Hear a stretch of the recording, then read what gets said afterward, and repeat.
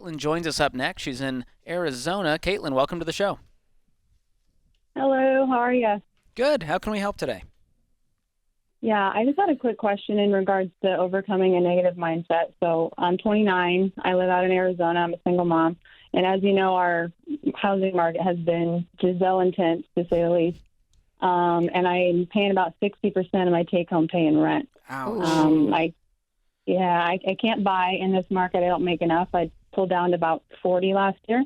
And I just feel like I'm spinning my wheels, and that treading water feeling is really starting to get to me. So I was hoping you could provide some insight on that if possible. Yeah, I mean, I'll be honest, Caitlin, I'm like, I would feel that too if more than half the paycheck is going to housing. That's a big chunk. So tell me a little bit more about kind of the situation, because you are obviously in a more expensive, I don't know if it's an area or apartment or what it is. Is there other options for you to change locations just to at least catch your breath and bring it down to at least, we recommend 25, 30%, but even if it went down to 35%, that would change your world. Right. Yeah. I live in a 2-bedroom apartment right now, and I pay about $2,000 a month. I had looked at going down to a 1-bedroom. The only trouble with that, it would only save me maybe $300 a month, but I actually work from home. So and I have my son here with me too. So I don't know how we would make that work. Yeah, no, 2-bedroom. Yeah. Yeah. So the Have you two beds I haven't. Oh, sorry. I was going to just say, have you driven, 20 miles either direction of where you currently are just to see other prices? Right now I'm already kind of on the edge of, what I would consider to be a safe area. So Okay. I can look maybe a little bit deeper into Phoenix, but I just want to make sure we're still safe and everything's good like that. So I work remotely, so I could probably buy in other states and other markets, but my son's father's here, and I really just don't want to leave my home state. So For sure. Understandable. And how much do you make a year? I pulled down about 40 last year. Okay. What are you doing for work? I work at a call center for an insurance company. Okay. So there's only two ways we can go about this. I mean, we can spend less and we can make more. So do you have any payments in your life that we can get rid of? Do you have any debt? I don't have any debt. I do have that going for me. I don't have any debt, and I do anticipate my income going up. I had a conversation yesterday with my supervisor that made me feel like maybe something close is on the horizon for getting my pay up. I think it's just this waiting period between making more money and trying to find something cheaper to rent. It's mentally been draining me, I think. But For sure. Well, especially as a single mom. I mean, how old's your son? He just turned 6. Oh. His name's Mason. I think he might be listening. That's awesome. Oh, Way hi, to go, Mason. That's awesome. Oh, well, you're doing an incredible job, Caitlin. I mean, the hard thing is it's nothing that you're doing wrong. It's just that the numbers are kind of stacked against you. And so, like George said, an option of bringing in more. I mean, right now the job market is just insane. And so I would push and look to see if you can even, 40 grand, you're doing fine. But man, people are paying just insane amounts of money right now for jobs. And since yours is not like very specifically specialized, you know what I mean? Like, I feel like you could do all sorts of things, even with the experience that you've had in this insurance role. So, I don't know if it's looking for something else or a different apartment, but one of those two things really probably, it needs to shift for your own sanity, Caitlin. You know what I mean? Like, even temporarily. to have the numbers work for you. Is going to be a big deal. Do you have an emergency fund, Caitlin? I do, yeah. Okay, 3 to 6 months in there? I still have my baby one. I have a $1,000 emergency fund, and then I have about $4,000 in my actual emergency fund, so I still need to build that up. Okay. I think building that up may help with a little bit of that financial peace and anxiety about what if something happens, if one check doesn't come in, what are we going to do?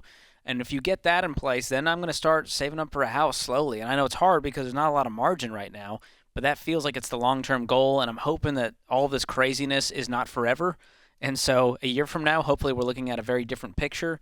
And you are work from home, and so that does open you up, but I know you've got to still stay close to home because of the situation with your son. And so there's not a ton of options here other than let's look at the budget. Let's do a budget audit. Where can we save every single insurance premium, every single expense? I'm going through that with a fine-tooth comb going, how can I shave off $10, $20, $30? Yeah, absolutely. And then the income, income and apartment situations would change too, Yeah. Yeah.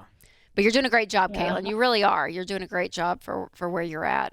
Incredible. No debt. You have savings. I mean, all of it. You really are. But that 60%, that hurts me. It's a tough situation. Mhm. And this inflation stuff, I mean, it's hitting people all over their pocketbooks, Yep. from rent to gas to food. And so you just batten down the hatches and let's get to work. Let's get the second job if we have to. Let's trim the subscriptions that we're not using right now. And all the little luxuries that we once enjoyed might need to go away temporarily. Yeah, for a season, because they're saying, I read a report, and they think in the next 18 months with just even the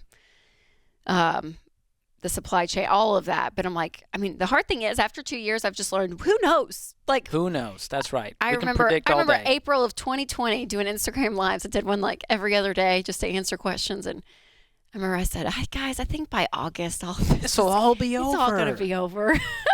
Here we are. So I'm not predicting anything, but I think you just have to prepare with where we're at, Yeah. the reality of what's going on, and what sucks is that means cutting back some because the numbers, everything is going up. Yeah.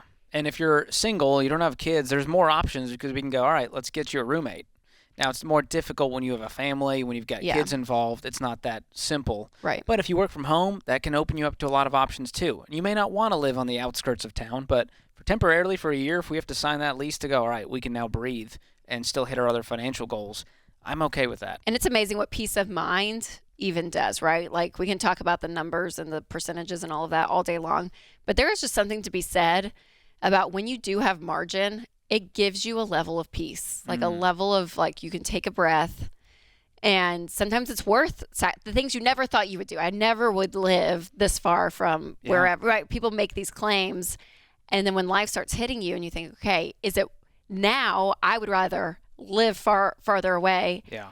and actually have peace of mind and margin and enjoy life a little bit more than everything just getting sucked out of the paycheck. So much out of our control too. And so I always like to go, what is in my control? Yeah. So in Caitlin's situation, if I'm anyone listening right now, I'm going, all right, let me make a list of ways I can make more and ways I can spend less. I'm going to make a list of 5 things and I'm going to go, okay, which one can I go do this week, this month? And just start trying things. What can I sell on Facebook Marketplace that's been sitting in the closet for a while? What is that second job I can take for a few months to just supplement my income temporarily? Yeah. And so if you start doing all of that, and that's why I love the budget audit, it's kind of a real nerdy thing, but you go, man, I'm way overpaying for auto insurance. Let me connect with Xander, and oh my gosh, I just saved $100 right there. And you start doing that in all areas. We've talked about this on your show, Rachel, with cable and internet. And how can we start shaving all of this down, our phone bills, to where now we have $200 a month in margin, and we can breathe a little bit. And it's not easy. I'm not trying to make it sound like it's just. But it's the stuff that's the kind of the auto draft, the auto pay, where you're just like, oh, and then you look up 2 years, and you're like, wow, I've never pushed on that or seen that. You know what I mean? And doing that, it gives you some more margin. Yeah, you got to advocate for yourself and get yourself in a better financial position, and that's why our plan works in good times and bad. I mean, imagine if she had all these debt payments looming in her life. Yeah. Whew. Great work, Caitlin. You've Yeah. done a great job. Good job.